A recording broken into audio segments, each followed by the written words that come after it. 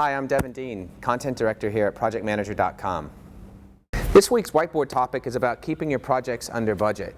Now, I wish I could give you some secret sauce to sprinkle over your project team members or your project budget, your project schedule and plan, just to make it all work for you and ensure that it does sort of return a project that's under budget. But really, there is no secret sauce for this. However, there are some fundamental things that you can do as a project manager to make sure that you do manage and control that budget and make sure that you deliver that project on budget or at least under budget.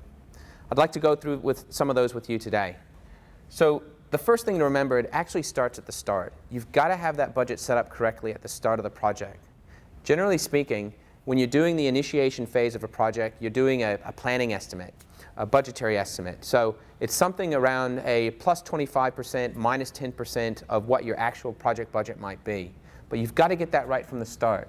So after you finish your initiation phase, get your feasibility study done and your business case approved, then you can be a little bit more precise on what that project's going to be and start to apportion off the total project budget for executing on that project and the contingency that you're going to hold yourself as management reserve.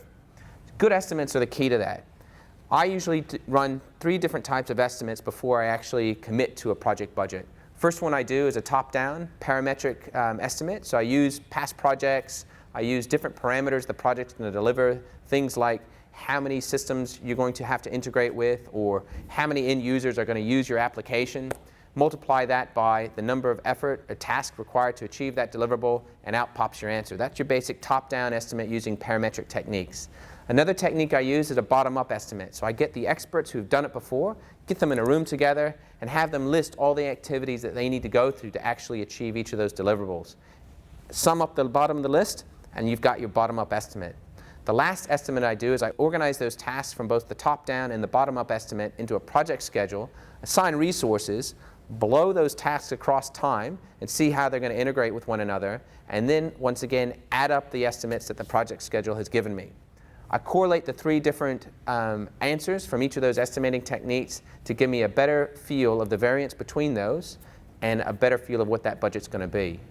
Then, with the whole project team, we go through and identify those risks. The risks are really is what's going to kill you on the project. It's really where your budget's going to get out from underneath you. If you don't identify the risk at the start of the project and then periodically revisit that risk register as you're executing, you're going to run into a lot of issues. Issues cost you money, they cost you time, they cost you heartache and grief.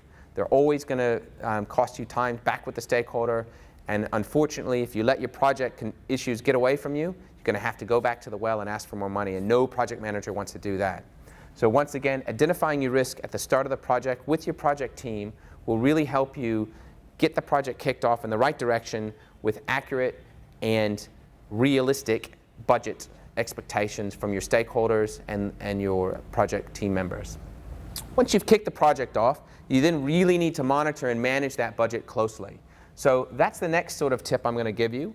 Set the budget up correctly at the start, and then monitor and manage it across the execution phase. The first point on this is the team.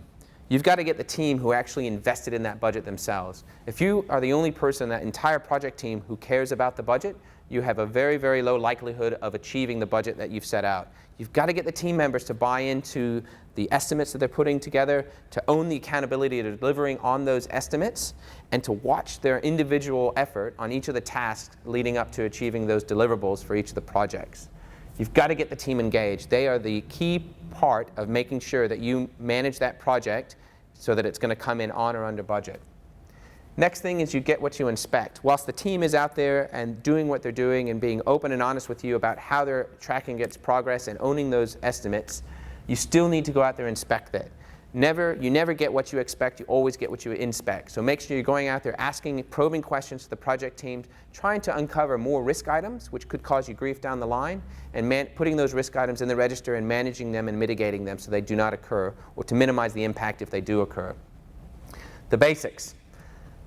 The basics on ensuring that you make sure you hit your budget is actually about the monitoring and the control and management of that. It's your weekly status reporting. It's showing progress against tasks. It's talking to team members on a weekly basis about how they're going, and if they're not achieving what they set out to achieve for the effort estimates that they expected they would, then go and ask them what else they need to achieve that success. It's working with the team members, getting out there, and every day ensuring that they're achieving the objectives, and every week reporting on that in a status report. By merely putting up in front of the rest of the project team how individuals are doing on their task, you'll see that they'll be quite motivated to ensure that they achieve those objectives on the effort estimates that they ask for. And if they're achieving that, you're going to get your budget. Getting a little bit fancy. Okay, you can do a lot of things as a project manager, play with a lot of numbers to ensure that you are, and communicate how you're doing against your budget. Really, if you're not doing the basics, getting fancy doesn't help at all. So if you are doing the basics, you're reporting on the task progress weekly, you can then afford to get a little bit fancier. Getting fancier is doing things like earned value calculations, doing the budgeted cost of the work scheduled against the actual cost of the work produced and performed, ensuring that you can calculate your schedule variance, your cost variance, your schedule variance index, and your cost index to show people how you're tracking against the project and what you intend to achieve in terms of your estimates to complete. For all your project manager needs and next week's whiteboard session, please join us at projectmanager.com.